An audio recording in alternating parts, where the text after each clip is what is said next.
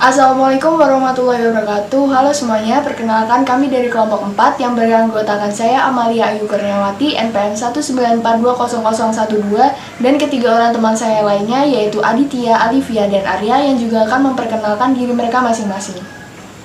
Halo semuanya, saya Aditya Putra Perdana, NPM saya 1942003. Halo, perkenalkan nama saya Alivia Ramani dengan NPM 1942009. Perkenalkan, saya Arya Sukma, NPM 19420015. Pada video kali ini, kami akan menjelaskan tentang pencelupan serat akrilat dengan zat warna kationik dengan metode gel dyeing.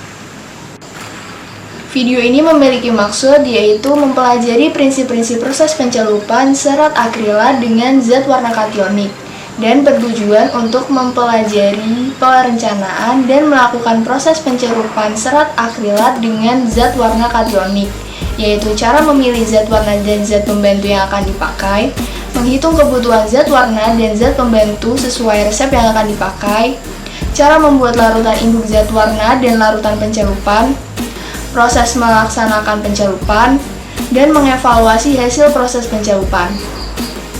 Ya, di sini saya akan menjelaskan sedikit tentang serat poliakrilat. Serat poliakrilat atau poliakrilonitril adalah serat sintetik yang terbuat dari molekul akrilonitril dengan susunan paling sedikitnya itu 85% sebagai komponen utama, dan sisanya 15% itu bervariasi seperti ada asam metakrilat, metil metakrilat, dan vinil asetat. Serat tersebut sangat kuat dan sangat hidrofob atau tidak suka air. Maka dari itu serat ini sukar untuk dicelup. Nah, makanya kemudian serat ini dimodifikasi berupa kopolimernya tuh digabungkan dengan monomer lain yang mengandung gugus yang bersifat anionik seperti karboksil atau sulfonat yang menyebabkan serat ini bisa dicelup dengan zat warna yang bersifat kationik. Sifat kimia dari serat poliakrilat. Pada umumnya, serat akrilat memiliki ketahanan yang sangat baik terhadap asam dan asam-asam mineral, lemak, minyak, dan garam-garam mineral. Ketahanannya terhadap alkali lemah cukup baik, tetapi pada alkali yang tinggi, terutama dalam keadaan panas, akan merusak serat dengan cepat. Sedangkan ketahanannya terhadap asam lemah itu sangat baik, dan ketahanannya terhadap asam kuat juga cukup baik. Dan selanjutnya ada sifat fisika dari serat poliakrilat. Umumnya itu berwarna putih dan bersifat bulky ya, dan mempunyai pegangan yang penuh dan hangat serta tidak mudah kusut. Kekuatan tariknya itu berkisar antara 4,5 sampai 5 gram per denier dengan mulur 16 sampai 17%. Moisture regainnya itu 1 sampai 2%. Berat jenisnya 1,17. Mempunyai sifat termoplastik sehingga mudah untuk meleleh apabila dipanaskan sampai dengan suhu transisi gelas atau antara 85 sampai 100 derajat Celcius. Tidak tahan panas. Pengerjaannya itu pada suhu kurang dari 100 derajat Celcius. Apabila lebih dari 100 derajat Celcius akan menyebabkan serat ini kekuning-kuningan dan sangat tahan pada sinar matahari, tahan terhadap jamur dan serangga. Selanjutnya untuk zat warna kationik. Zat warna kationik merupakan zat warna sintetik yang pertama kali ditemukan oleh W.H. Perkin pada tahun 1856 sebagai zat warna mauve, yakni magenta dan melaicid green. Zat warna kationik terionkan di dalam mediumnya dengan gugus kromofor yang bersifat kation, sehingga sering disebut sebagai zat warna kation yang dapat mencelup serat protein, poliamida, dan poliakrilat berdasarkan ikatan elektrovalen. Kemudian untuk struktur kimia zat warna kationik. Zat warna kationik sebagian besar molekulnya tersusun oleh senyawa alkylofenilamina yang dapat membentuk garam dengan asam. Zat warna kation yang diperdagangkan dapat terbentuk garam dengan asam hidroklorida sebagai asamnya, dan mungkin pula terbentuk garam rangkap dengan seng klorida. Selanjutnya, untuk sifat-sifat umum dari zat warna kationik meliputi mempunyai kecerahan dan intensitas warna yang tinggi.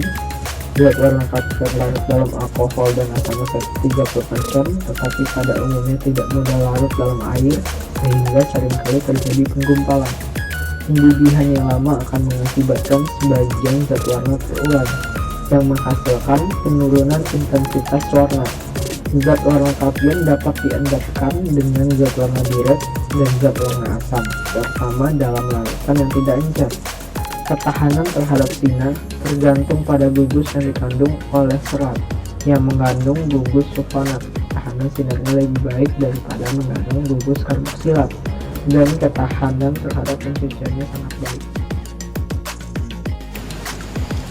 Pada pencelupan ini memiliki diagram alir, yaitu larutan polimer dikoagulasi, kemudian dilakukan pencucian, kemudian pencelupan, kemudian dilakukan penarikan, pencucian, pemotongan, dan lain-lain.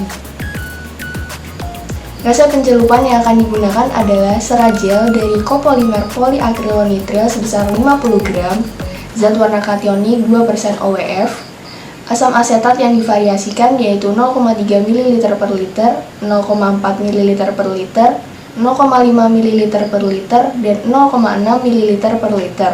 Natrium asetat sebesar 1 ml per liter.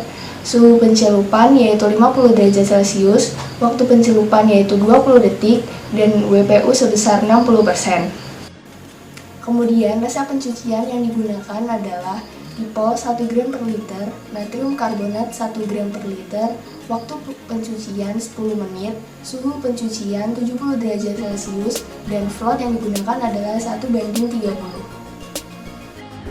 Kemudian untuk perhitungan dari resep pencelupan dan pencucian dapat dilihat pada layar. Kemudian untuk skema proses dapat dilihat pada layar. Selanjutnya untuk cara kerja. Pertama, larutan polimer melewati spinarat ke dalam bak koagulasi untuk membentuk serat gel, lalu pergi ke dalam bak cuci. Serat gel yang dicuci dengan kristalinitas rendah pergi ke bak pencelupan dan proses pencelupan serat gel pan dilakukan. Larutan konsentrasi kationik tertentu pewarna disiapkan. Serat gel kemudian direndam dalam larutan pencelupan untuk waktu yang berbeda.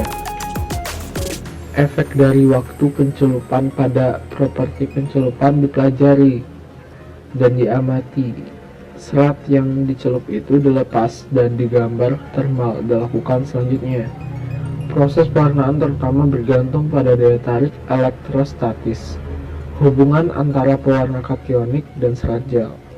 Karena introduction dari ketiga monomer tersebut mengandung fiber PAN yang besar jumlah kelompok sulfonat yang berada dalam kesetimbangan dengan ion hidrogen dalam larutan pewarna. Jadi, nilai pH dan suhu pencelupan tidak diragukan lagi adalah yang paling penting faktor pengaruh dalam proses pencelupan. Pemilihan nilai pH didasarkan pada metode pewarnaan tradisional yang biasanya disimpan dalam kondisi asam lemah. Itu karena molekul pewarna kationik mudah hancur dalam kondisi basah. Dalam proses pencelupan tradisional untuk serotan, pencelupan dilakukan pada suhu 100 derajat Celcius. Karena kristalinitas serat gel yang rendah, suhu pencelupan gel yang optimal untuk pencelupan gel seharusnya lebih rendah dan metode pencelupan tradisional. Pencelupan suhu dari 30 hingga 90 derajat Celcius diamati yang meliputi kisaran suhu yang komprehensif untuk mempelajari pengaruh nilai pH pada sifat pewarnaan. Natrium larutan buffer asam digunakan untuk mengatur nilai pH pencelupan solusi untuk masing-masing gel. Pencelupan dilakukan pada suhu 50 derajat Celcius. Konsentrasi pewarna adalah 2% ORF dan waktu pencelupan 20 detik. bisa dilihat di sini ada tabel.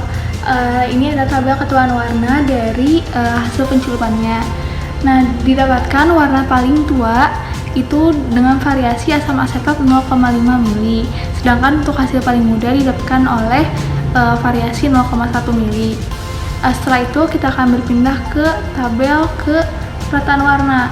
Nah, di tabel kerataan warna ini juga bisa dilihat bahwa paling rata itu atau yang seluruhnya tercelup dengan baik itu ada pada variasi 0,5 mili juga, dan kerataan warna paling buruk itu didapatkan oleh variasi 0,1 mili. Itu bagian diskusi grafik ketuaan warna. Pada konsentrasi asam asetat 0,5 mili terlihat pencelupan sudah mencapai titik jenuh, yang menandakan konsentrasi optimum pencelupan berada pada pH lebih dari 4. Penyerapan zat warna meningkat dan berada pada titik equilibrium, sehingga hasil celup terlihat lebih tua. Dan ini bisa dilihat pada tabel itu bernilai 16 dengan konsentrasi asam asetat 0,5 mili. Sebaliknya, pada pH lebih kecil daripada 4, penyerapan zat warna itu berkurang, terlihat pada grafik itu menurun, menandakan hasil celupnya itu lebih mudah, seperti pada menandakan hasil celupnya itu lebih mudah. Bisa terlihat pada konsentrasi 0,6 mili, ketuaan warnanya itu menurun, terlihat pada grafik. Ya, dan ini juga menandakan bisa menjadi indikasi bahwa serat sudah mulai rusak karena pengaruh dari pH. Nah, jadi terlihat pada grafik dengan variasi penambahan asam asetat 0,3 sampai 0,5 mili, hasil ketuaannya itu semakin naik karena pH-nya itu lebih dari 4, di mana penyerapan zat warna lebih banyak dan menyebabkan hasil celupnya itu lebih tua karena banyaknya ikatan antara serat dan zat warna. Selanjutnya, diskusi untuk grafik kerataan warna. Semakin banyak konsentrasi asam asetat, maka kerataannya makin baik.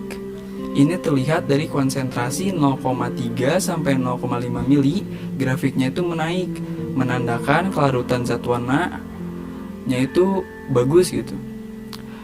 Menjadikan kayaknya itu semakin rata.